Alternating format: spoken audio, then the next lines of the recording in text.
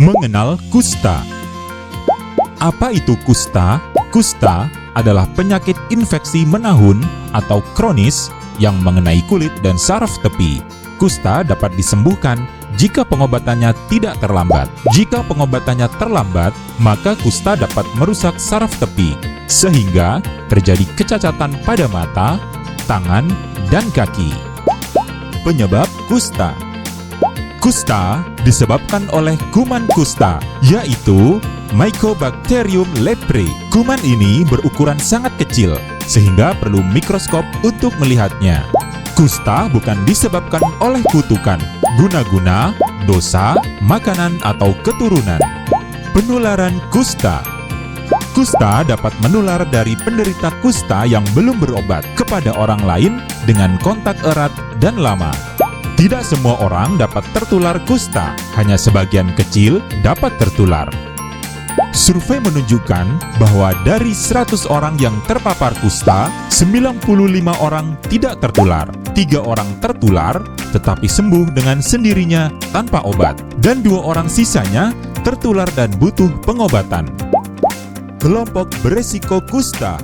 Kelompok masyarakat yang beresiko perlu minum obat pencegahan agar tidak menjadi sakit kusta. Mereka yang beresiko tertular adalah: pertama, orang yang berkontak erat dan lama dengan penderita kusta yang belum minum obat kusta, yaitu yang kontak satu serumah, kontak tetangga, dan kontak sosial, atau dengan durasi kontak sekitar 20 jam seminggu. Kedua, orang yang tinggal di wilayah endemis kusta. Tanda dan gejala penyakit kusta. Tanda-tanda pada kulit.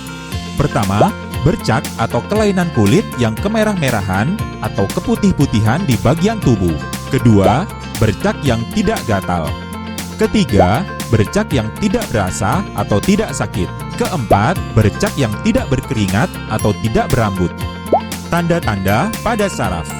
Pertama, rasa kesemutan dan nyeri pada anggota badan atau muka. Kedua, tidak ada rasa pada telapak tangan dan kaki. Ketiga, kelemahan otot pada tangan dan kaki. Keempat, luka pada telapak kaki yang sulit sembuh. Kelima, kelopak mata tidak bisa menutup sempurna. Diagnosa kusta. Seseorang didiagnosa kusta bila memiliki salah satu dari gejala-gejala klinis sebagai berikut. Pertama, bercak putih atau kemerah-merahan yang mati rasa.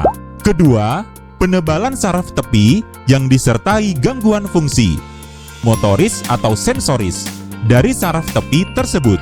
Ketiga, basil tahan asam atau BTA positif pada pemeriksaan kerokan kulit. Tipe kusta. Pertama, kusta PB atau pausi basiler.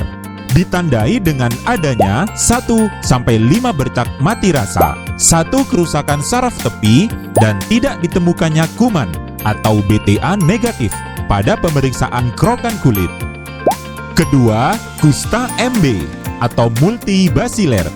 Ditandai dengan lebih dari 5 bercak mati rasa dan atau lebih dari 1 kerusakan saraf tepi, dan atau ditemukannya kuman atau BTA positif pada kerokan kulit. Pengobatan kusta. Pasien yang sudah didiagnosa kusta perlu meminum obat kusta atau MDT secara teratur. Tipe PB perlu meminum 6 blister MDT dalam waktu 6 bulan. Tipe MB perlu meminum 12 blister MDT dalam waktu 12 bulan.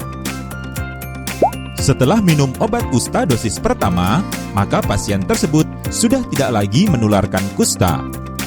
Obat kusta tersedia gratis di puskesmas. Mitos dan stigma tentang kusta. Masyarakat perlu tahu bahwa pertama, kusta bukan penyakit kutukan. Kedua, kusta bukan disebabkan oleh santet. Ketiga, kusta bukan penyakit turunan. Keempat, kusta tidak ditularkan lewat jabat tangan atau sentuhan kulit. Kelima, kusta tidak ditularkan melalui makanan. Dan keenam, anak yang terkena kusta bukan karena hasil hubungan suami istri saat haid. Nah, kita semua telah mendapat informasi yang benar, yaitu bahwa kusta disebabkan oleh kuman kusta. bahwa kusta dapat disembuhkan dan bahwa kusta tidak mudah menular. Sekarang, kita semua perlu menghilangkan informasi yang salah, mitos dan stigma negatif tentang kusta di masyarakat.